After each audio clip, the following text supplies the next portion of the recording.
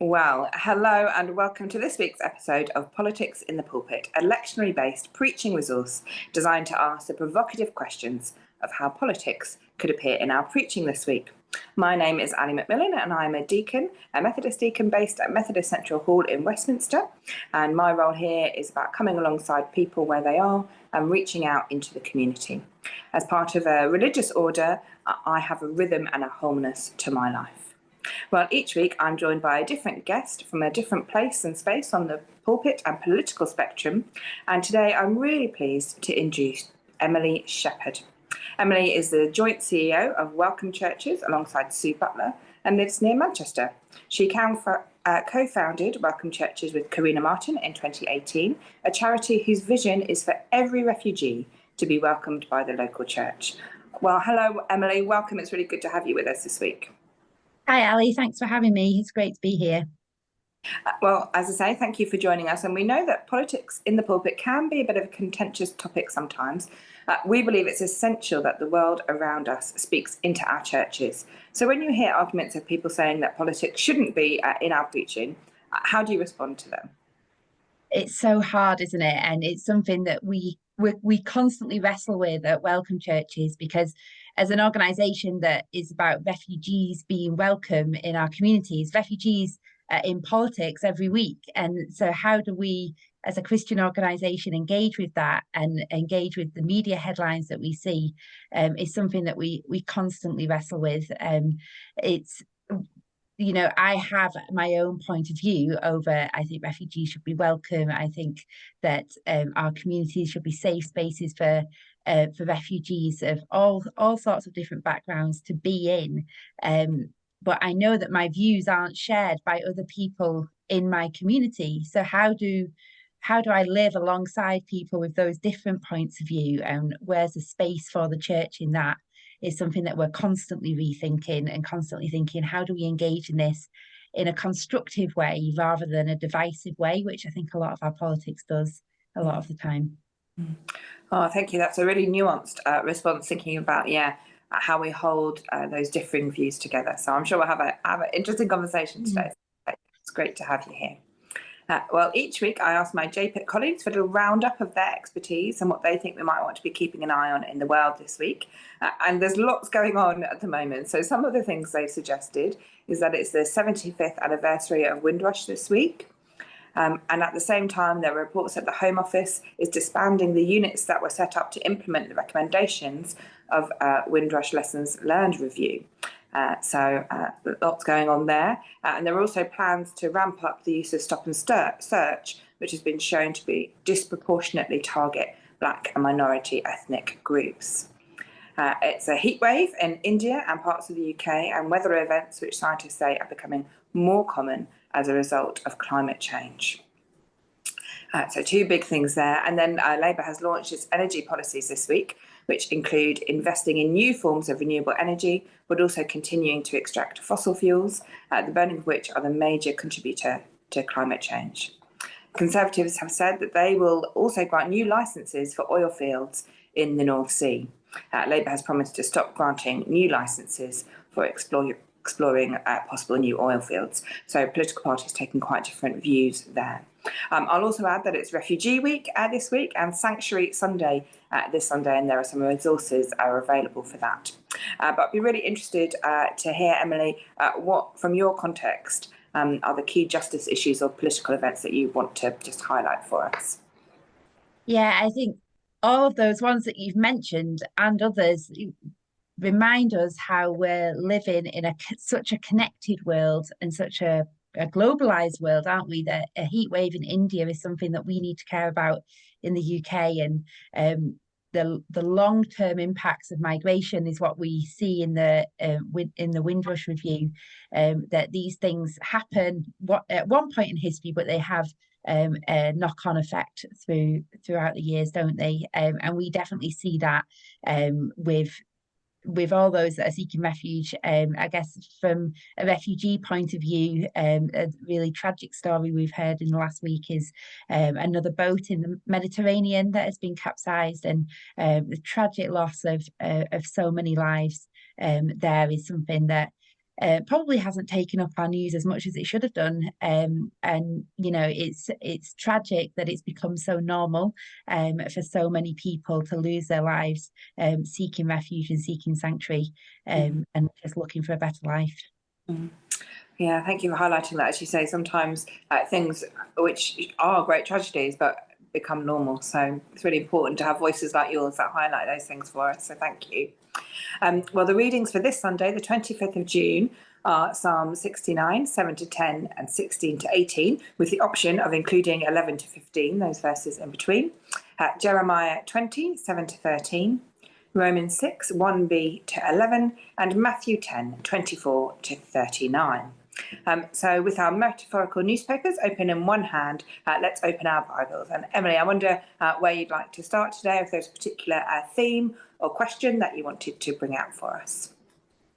Well, something that we constantly think about at Welcome Churches is that theme of foreigners and strangers, and how as God's people we are constantly reminded in the Bible how we are called to live as strangers on earth, and how this isn't our home country. And I think we see that in Psalm 69 and in the Jeremiah passage as well. It reminds us how migration and being a stranger is something that is inherent to God's story. And so for those in our communities that are seen as strangers or seen as new arrivals or newcomers, our churches should have so much in common with those people, and those people should actually teach us a lot about what it means to follow Jesus and what it means to live as Christians here on earth today. So yes, from the passages that we've got in the lectionary, that's a really strong theme, I think, that comes out from that. Yeah, that's and as you say, we hear that theme throughout the Bible so often. It should be something that we wrestle with churches in a lot. So did you want to start with one of those in particular and dig in a bit? So the passage in Matthew is a well-known one, where can often be a huge comfort to a lot of people to know how much they're loved by God, and how God sees us in each of our situations. And I think one of my friends actually has this in her toilet, that don't be afraid, you are worth more than many sparrows. And yeah, it's such a comforting verse, isn't it? But going back to what we were talking about of the news of different migrants and refugees and their situations, which are so forgotten by so many of society, and to think about all those lives that have been lost in the Mediterranean this week, and how precious they are to God, and how worthy they are. And that verse that says you're worth more than many sparrows, though each of those people is worth far more than many sparrows. And yeah, how are we treating human life today? How are we treating people with dignity? Are we treating them with the dignity that God gives them? Is a real challenge to each of us in each of our communities, and to the wider political sphere too. I find that really helpful bringing that in, because often we look at that passage and we think it applies to ourselves. I am, and of course it does. We are worth more than, but it also applies, therefore, of course, to every other single human being. And just widening that gaze as we think about that passage, I think that's really helpful in light of, as you say, the Jeremiah and the Psalm talking about what it means to be a foreigner. Yeah. Going on in that Matthew passage, we kind of get that reassurance, but then we have the I have come, that a man will go against his father, a daughter will go against her mother, and there's real strife there, and that's a really difficult thing as well, isn't it? Of the turmoil that Jesus tells us there's going to be in the world, and the difficulties with families against families, and some really troubling things there. Around difficulties that we will face as Christians as well. And I think we see that in refugee communities too. Obviously, we see people who have faced war and so many difficulties, but especially those who have come to the UK because they have they want to follow Jesus, and they've had to flee their home country to follow Jesus. This passage is very relevant to them as well, that says whoever finds their life will lose it, and whoever loses their life will find it. We meet people who are seeking refuge, who have had to give up everything, and often everything to follow Jesus, and they are. They should be such an encouragement to our churches, and we should be bending over backwards to do all that we can to honour them and welcome them as our brothers and sisters. I think that's, because for us, those of us who are lucky enough to live in the UK and to live in a context where we're not persecuted for our faith, that's a very difficult concept for us to really get our heads around. That for some people, in order to follow Jesus, these words are true. They're in their kind of very literal meaning of losing your life. That is a challenge for us to understand what that feels like and the reality of that for people in our world today. Definitely. And I think when we get to know people seeking refuge by name, and we get to know them as real people with real stories, and our friends and people that we care deeply about, then that teaches us so much. It teaches us so much about different cultures and things like that, but it should also teach us a lot about what it means to be a Christian in 2023, and how can we truly live out that calling more deeply. And that's a real challenge, isn't it, to the kind of often political rhetoric around refugees, which is very dehumanizing and kind of treats migrants and refugees as just kind of a body of people as opposed to individuals with their own stories to tell. So that's challenging that kind of political rhetoric. But as you've highlighted, this gospel passages has some difficult things in it, doesn't it? There are some real challenges for us in it, in our preaching, and I guess a preacher would need to wrestle with some of those things. They were going to tackle this gospel passage on Sunday. Definitely, I think what this passage shows us is that following Jesus is not a comfortable thing, and that's for those who are preaching it, and also for those that are hearing it. That to live out our calling is should be uncomfortable, and it should take us to places that we're not necessarily familiar with, and hopefully all of us will be able to go on a journey with that, and God will be able to take us on a journey of teaching us so much more about him, and about the people that he's bringing to our communities as well. Yeah, thank you so much. Is there anything else in this gospel passage that you were wanting to highlight or just to bring our attention to? And it's fine if there's not, we can move on to one of the others. But I think they're the main things that stood out to me. Yeah. Wonderful, thank you. Did you want to get into any of the other passages, or perhaps just speak a bit more generally about the theme that you found in the passages this week? So the Jeremiah passage is all speaking to God's people in exile, and that's what we find in Jeremiah. It's all about God's people in exile, and how those people are meant to live in exile. And it's not this passage, but we often talk about it at Welcome Church, is the Jeremiah 29 passage, which is another one that is often used to comfort people, but it's about God is actually speaking to his people in Jeremiah about settling in a foreign land and doing good there and prospering. And that's what he talks about in 29 especially, but also in the passage that is here today in Jeremiah 2, he's talking about what it means to live in a foreign land and to do good there. And there's another really strong theme there of how we're helping people from different nations, and for us, especially for those that are refugees, to settle in our communities and to find a place to belong and call home. So often what can happen is that we as British people can want to do good and welcome people and serve them and constantly give out again and again and again.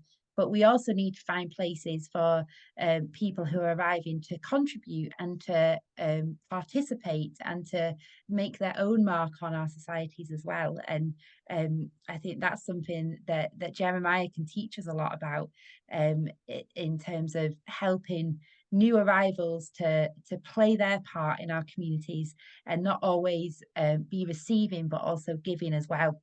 And I think our communities are hugely blessed when that happens too. Yeah, it's that concept, isn't it, of that kind of radical hospitality, which isn't just giving, but being willing to be changed by the other. You know, when you make that space at the table, it's not just about your own, you know, ways of doing things that you invite other people to join in with, but actually you're willing to adapt to what they bring to that table. So, it is quite a challenging passage as well, though, this Jeremiah passage, isn't it? You know, you deceived me, O Lord, and I was deceived. You overpowered me and prevailed. I am ridiculed all day long. And I'm sure that for refugees, that might speak to them about their own experiences. Yes, absolutely. Yeah, there are so many ways that you think, oh, that the people that we're welcoming, they could teach us more about this passage from their experiences. In that just gives us new perspectives and new ways of looking at things. Yeah. And that makes me wonder about the question of who we invite to speak. You know, who do we give a voice to in the life of our churches? Do we only ever hear those kind of who have the positions of power and authority and influence, or do we enable all the voices to be heard? Well, that's certainly making me think about whose voices we hear in our local church here. Yeah, and there's so many different power dynamics at play there, isn't there? And different cultures as well. I think some of the things that we've learned at Welcome Churches is that from a British point of view, especially in our churches, we look for people who are, you know, showing initiative and stepping forward and wanting to get involved themselves. And then those people are the ones that might be invited to preach or might be invited to lead prayers or something like that. Whereas people from different cultures, especially kind of Middle Eastern cultures and North African cultures, they might step back and wait to be invited into those roles. So you may not necessarily see the initiative until that's been invited by the leader. And yeah, so you might be missing out on voices there when you're not giving people that invitation. Mm. Yeah, and that's that question of working with different cultures and having, you know, truly multicultural churches, learning about how different people do things, and yeah, as you say, inviting participation rather than waiting for initiative. And we, you know, as you were saying about the Jeremiah passage, it can perhaps say something to us about that, about what it means to be in community together. Yeah, definitely. And to have God at the center of that, of course, in our churches is, it should be, it feels obvious, but then it can also go unsaid as well that, you know, this Jeremiah passage says, challenges people about whether they're trying to do it with God or without God. You know, in the end of it, it talks about digging their own cisterns without God and the problems that that can bring, and keeping God at the center of our communities and our church communities as we learn all of these things together and learn what it means to live as strangers on earth. Yeah, it is of course central to it. Mm. Oh, that's, yeah. Thank you so much. And of course that passage we have ends with praising God.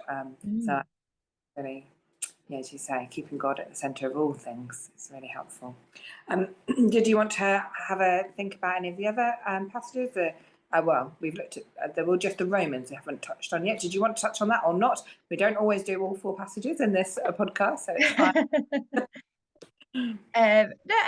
No, I think we've probably covered most things in the other ones, maybe. Lovely.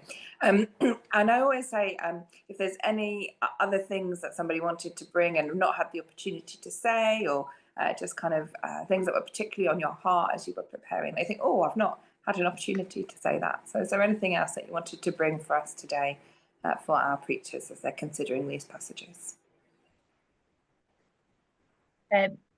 There's so much that we can learn from people who are seeking refuge, and there's so much in the Christian faith around welcoming people, not just because Jesus says to welcome the stranger, but because of some of the themes that we talked about today, and so many others in the Bible. You know, most pages you can see something of a story of migration and a story of being strangers on earth and living out as God's people in a strange land, which means that it should be so central to our churches to have welcoming people seeking refuge as part of it. And where we are in the UK today means that most communities can do that in some way. be communities that have seen new arrivals come in, or they might be communities where they haven't had that yet, but it could happen really quickly. We've heard stories of hotels opening up overnight around the country, and large groups of people seeking refuge suddenly arriving, or it could be that you engage with another local group, and especially as we come into summer, for those of you in rural places, one of the things we do at Welcome Churches is offer holidays to people who are seeking refuge in the nice parts of the UK, from other parts in the UK as well. So there's so many different creative ways that you can get involved and live this out proactively and intentionally, to show to your wider community how important it is to welcome people seeking refuge. I think going back to the first thing we were talking about politics in the pulpit, and I was saying that's something that we're wrestling with at Welcome Churches constantly, and something that I was listening to last week that was saying that the more we say refugees are welcome, refugees are welcome, refugees are welcome, whilst we get people who go, yeah, we completely agree with that, that's absolutely right, we also increase the negative response to that answer as well. And so for the people who don't agree with that, we can make them bristle a bit, and make that can increase the anger and the fear as well. And so how we speak about refugees, and how we it needs to be more about normalizing those who are arriving, and recognizing the commonalities that we have, and the dignity that we share, and the humanity, rather than emphasizing the difference and the diversity, because whilst we'll find the people who agree with us, will also increase the disagreement as well. So it really isn't an easy thing to engage with, and to engage with politically as well. I think our churches have a huge role to play in trying to unite our communities, which are so divided at the moment. Well, that's a really wonderful place to end as we on this Refugee Week, and consider how our churches can engage with that, and how particularly our preaching can engage with that. We want to thank you, Emily Shepherd from Welcome Churches, for bringing all of your wisdom and your experience and your knowledge with us. We really appreciate your time today, and you've given all those listening plenty of material to get their teeth into. I'm sure you'll have sparked lots of thoughts for them as they're preparing their sermon. So thank you so much for being with us. Thank you, Ali. Great to be here. And thank everybody else who's been with us as well, listening along. It's great to have you here. If you've enjoyed this episode of Politics in the Pulpit, please leave us a review wherever you listen to your podcast, and don't forget to share this episode with your friends. We have some online spaces for further engagement and discussion about faith and politics on Twitter at @pulpit_politics, or using the hashtag Politics in the Pulpit. And we also have a Facebook group that you can access through the page of the Joint Public Issues Facebook page. And of course, there's the website, that's jpit.uk, that's jpit.uk. And the question that we're leaving you with from this week's episode is, are we willing to take up the challenge of following Jesus to make our churches welcoming places for those seeking asylum? So let's finish today's episode with a blessing. May you be anointed with God's Spirit as you bring good news to the poor, proclaim release to the captives, and help people to see the world truthfully and let the oppressed go free. Amen. Amen.